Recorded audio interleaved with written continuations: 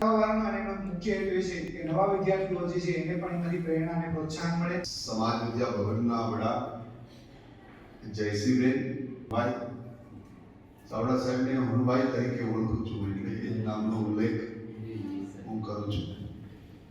એવા ભાવનગર યુનિવર્સિટીના વડા હનુભાઈ, આપણા ભવનના વડા એવા ઝાલા સાહેબ, ભાઈ પરાગભાઈ અને આપ સૌ વિદ્યાર્થી મિત્રો, તો તમે તો સમાજશાસ્ત્રના વિદ્યાર્થી છો એટલે સમાજશાસ્ત્રીય અભ્યાસ કરતા હશો.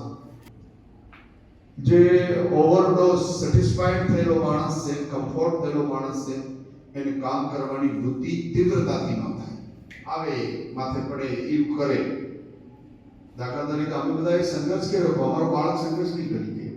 જે બાળક ગામડેથી આવે છે, જેણે 15-20 કિલોમીટર ટ્રાવેલિંગ કર્યું છે, બસમાં બેસીને આવે છે, અહીંયા પણ બસમાં હજી પણ બેસીને આવે છે, આ બાળકોની કહાની લખો ને તો એક ચમત્કાર જેવી જ કહાની હોય.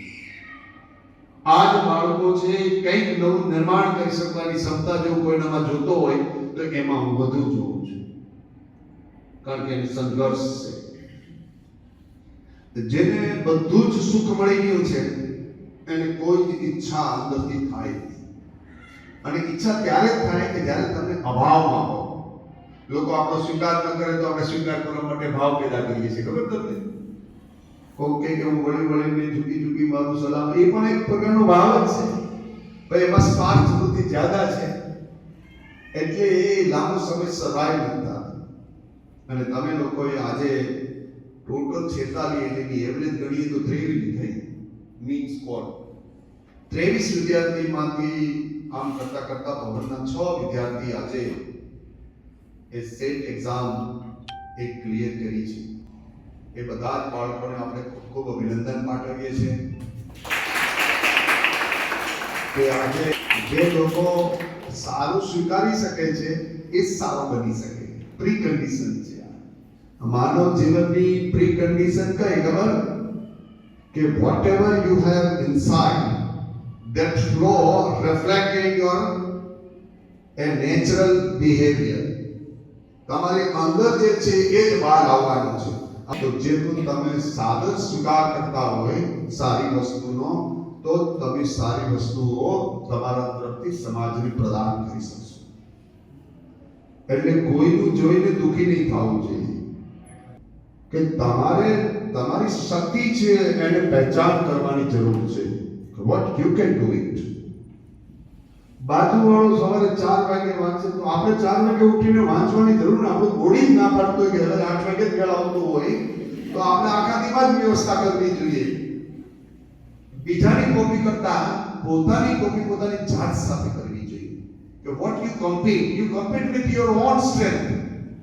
તમારી પોતાની જે ક્ષમતા છે ગઈકાલની કરતા આજની ક્ષમતા કેવી રીતે વધારી શકું, એમાં કેટલું થઈ શકે મારાથી, અને ન થાય તો એનો સ્વીકાર કરી લેવો કે આ નથી થતું મારે.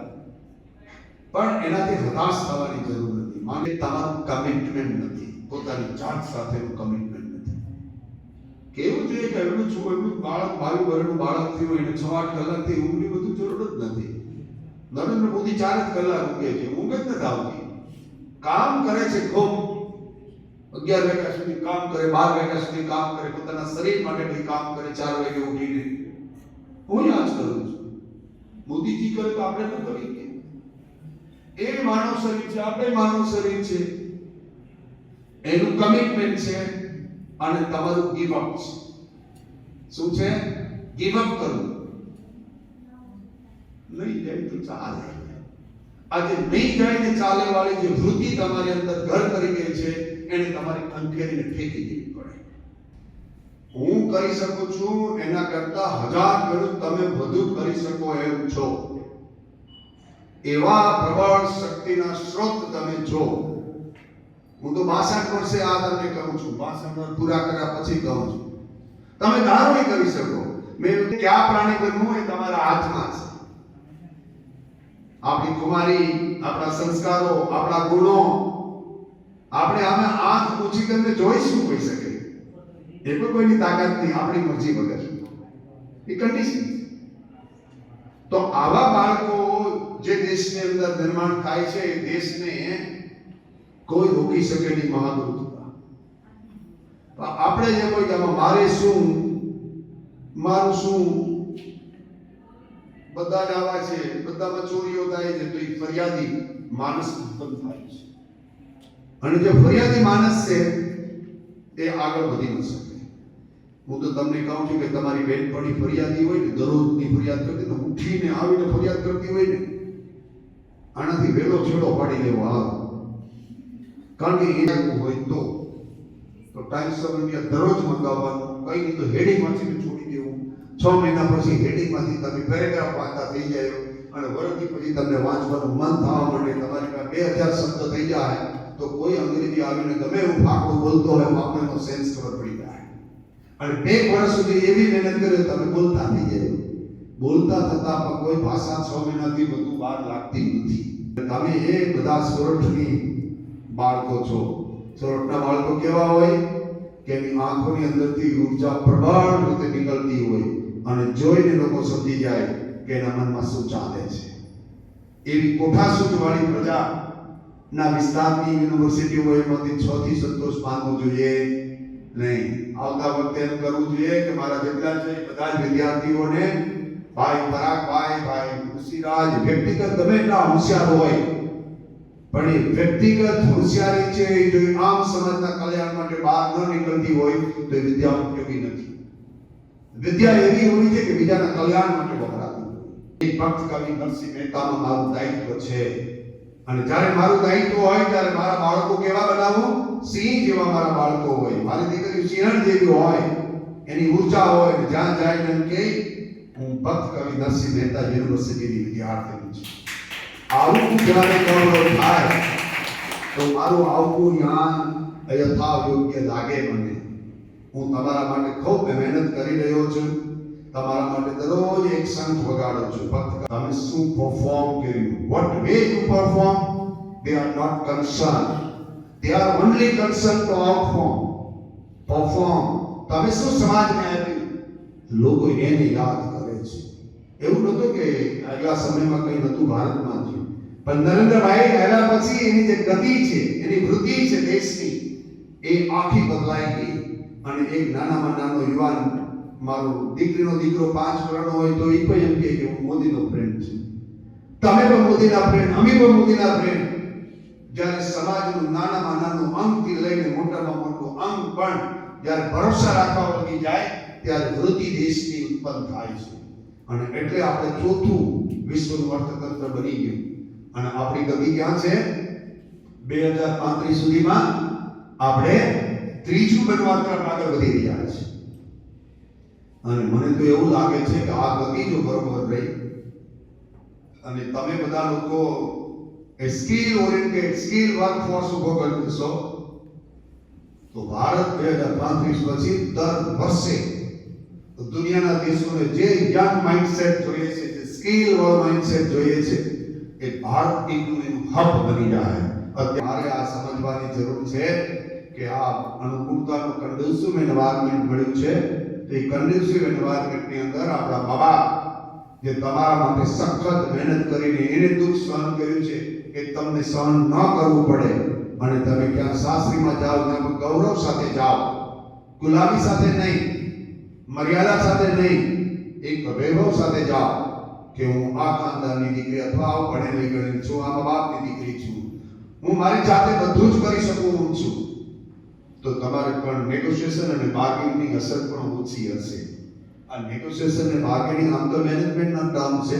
તારો હાળ ઊભી જવું જોઈએ અને એ લલકાર કરે એવો જ લલકાર આપણે કરવો જોઈએ. અને એટલે કહે છે ડિફેન્સની અંદર કે પડકાર સામે પડકાર રક્ષણની બેસ્ટ નીતિ છે, બીજી કોઈ નીતિ હોઈ શકે નહીં.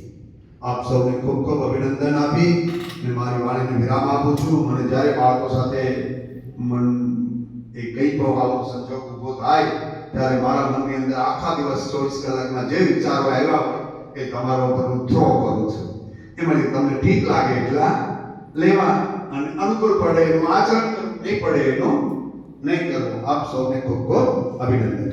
આ શ્રેણીનો મુખ્ય હેતુ એ છે કે જ્યારે વિદ્યાર્થીઓ અહીંયા અધ્યયન માટે આવે ત્યારે જુદા જુદા ક્ષેત્રમાંથી આજે જેમ આ બંને એક્સપર્ટ આવ્યા છે, પીએચડી આવ્યા અથવા તો પોતાના ક્ષેત્રમાં જે કંઈ પણ નવું કામ કરી રહ્યા છે અથવા તો જે ક્ષેત્રમાં તે પોતે વિશેષ યોગદાન આપી રહ્યા છે એવા વ્યક્તિઓનો સંપર્ક વિદ્યાર્થીઓ સુધી પહોંચે અને દાદરમાં સાગરની માફક એમનો જે જ્ઞાનનો લાભ છે એ વિદ્યાર્થીઓ સુધી પહોંચી શકે એ રીતે અમે આ એક્સપર્ટ ઇનસાઇટ લેક્ચર સિરીઝ શરૂ કરી છે અને એમાં આપણી વચ્ચે આજે આ બંને વિષયમાં ખાસ કરીને જયશ્રીબેન ક્રાઇટેરિયા ઓફ રિસર્ચ અને સોશિયલ રિસર્ચ સામાજિક સંશોધનની અંદર કઈ કઈ લાક્ષણિકતાઓને ધ્યાનમાં રાખવી જોઈએ અને એ જ રીતે ચાવડા સાહેબ એન્વાયરમેન્ટ એન્ડ સોસાયટી પર્યાવરણ અને સમાજ આ બે વિષયો ઉપર આપણી વચ્ચે માર્ગદર્શન આપવાના છે. ત્યાં મુખ્ય હેતુ આપણે એટલા માટે આ એક કાર્યક્રમ કરીએ છીએ કે આ અધ્યાપકો એણે જે સમગ્ર એના જીવનકાળ દરમિયાન જે આ વિષયના સંદર્ભમાં માન્યું છે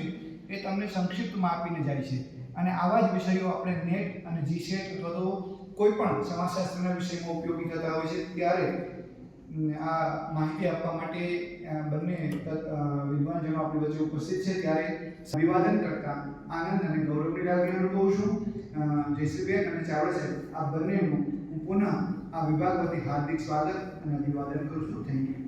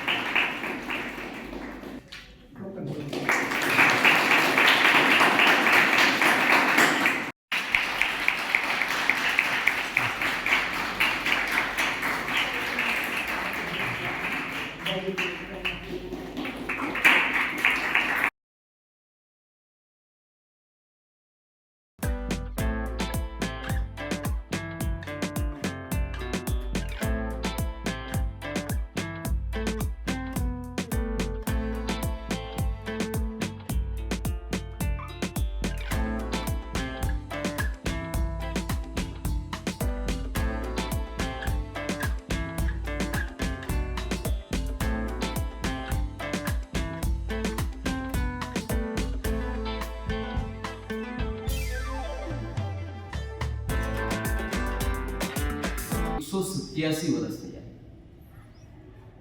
106 વર્ષ ભારતમાં સમાજશાસ્ત્ર શરૂ થયા. ગુજરાતમાં પશ્ચિમ વિભાગમાં ક્યાંય સમાજશાસ્ત્ર ભણાવાતું નહોતું.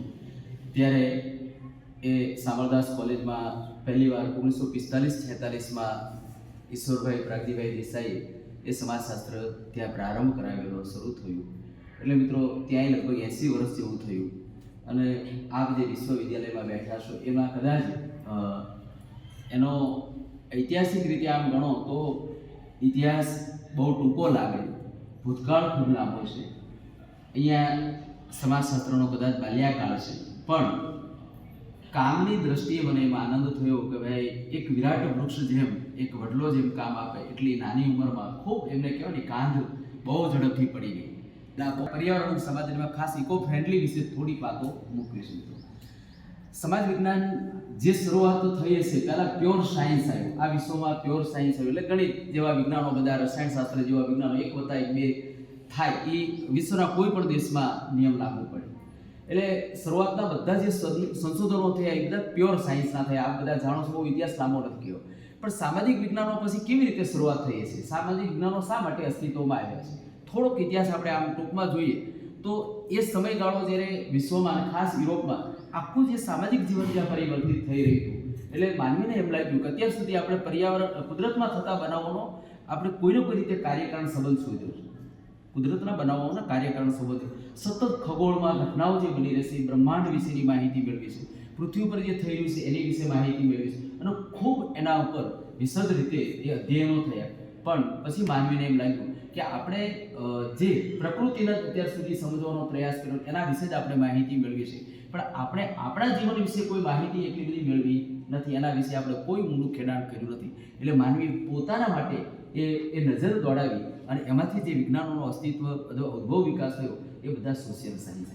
એટલે સામાજિક જીવન પણ આ કોઈને કોઈ રીતે પ્રકૃતિના જે નિયમો લાગુ પાડે છે એમ આને કોઈ પદ્ધતિ લાગુ પાડી શકાય અને વાત કરવાની એ તક ધીમે ધીમે એ શરૂઆતમાં જુદા જુદા જે સામાજિક વિજ્ઞાનો અસ્તિત્વમાં એ મોટાભાગે ત્યારે રાજ્યશાસ્ત્ર હશે, એ અર્થશાસ્ત્ર હશે, ઇતિહાસ હશે, એ મનોવિજ્ઞાન હશે અને સમાજશાસ્ત્ર હશે. એટલે 1838 એ આપણા ઓગસ્ટ કોમ્ટે આ વિજ્ઞાન કારણ કે શરૂઆતમાં તમે જો એમનો ટાઇટલ જ આ પ્રકારનો હતો તો એ સામાજિક ભૌતિકી કરી, કારણ કે ભૌતિક શાસ્ત્રના નિયમો આનો લાગુ પાડી શકાય એ રીતે એમને વાત શરૂ કરી. અને પછી ધીમે કરતાં એમ લાગ્યું કે ના ભાઈ આપણે આના માટે પ્રોપર શબ્દ એટલે ગ્રીક લેટિન ભાષાના શબ્દમાં સોશિયોલોજી આ શબ્દ અપાયો. એક કહેવાય ને કે પિતા તરીકેની એમની ભૂમિકા ભજવી. એ પદ્ધતિ કોઈ પદ્ધતિસર કોઈ અભ્યાસ કરીને કામ કર્યું આ વિજ્ઞાનને વિકસાવ્યું તો એ એમાં દર્શાવ્યું છે.